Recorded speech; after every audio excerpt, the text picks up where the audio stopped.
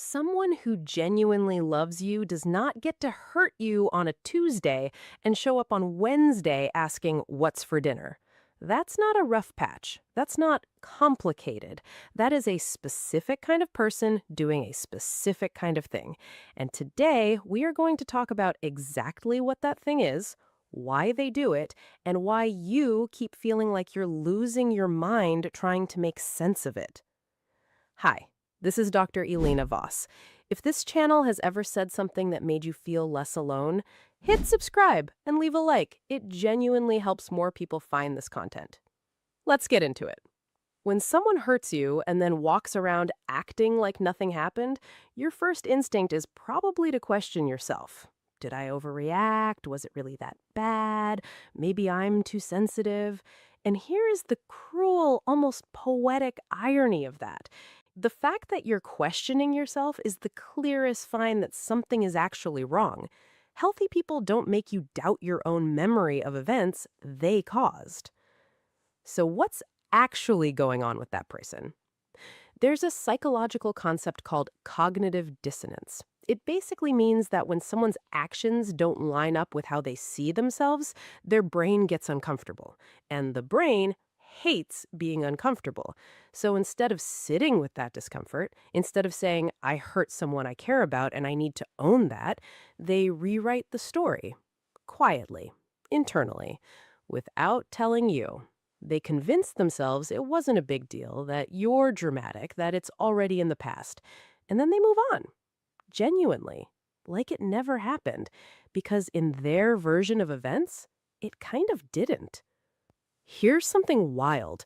Researchers have found that people who lack empathy don't just ignore other people's pain, they literally process it differently in the brain. The neural pathways that fire when an empathetic person sees someone hurting, they're quieter, or in some cases, nearly silent in people who consistently dismiss the emotional impact of their behavior. They're not pretending not to see your pain, they actually don't register it the way you do. That should make you feel something, because it means you've been waiting for an apology from someone who has never once, not even for a second, felt the full weight of what they did to you. And that's not a you problem. That is a them problem that has been living in your body rent-free. Now, some people who act like nothing happened aren't emotionally unavailable. They're conflict avoidant. There's a difference. Conflict avoidant people know they hurt you. They feel guilty.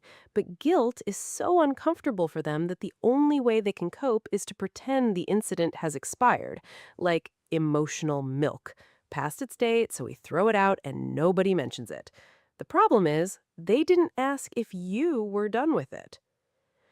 And then there's the more calculated version, the person who knows exactly what they did, knows it hurt you, and stays silent because acknowledging it would cost them something: your respect, their image, their control over the narrative. Silence for them is a strategy. If they never say it out loud, it never officially happened, and you can't hold them accountable for something that never happened.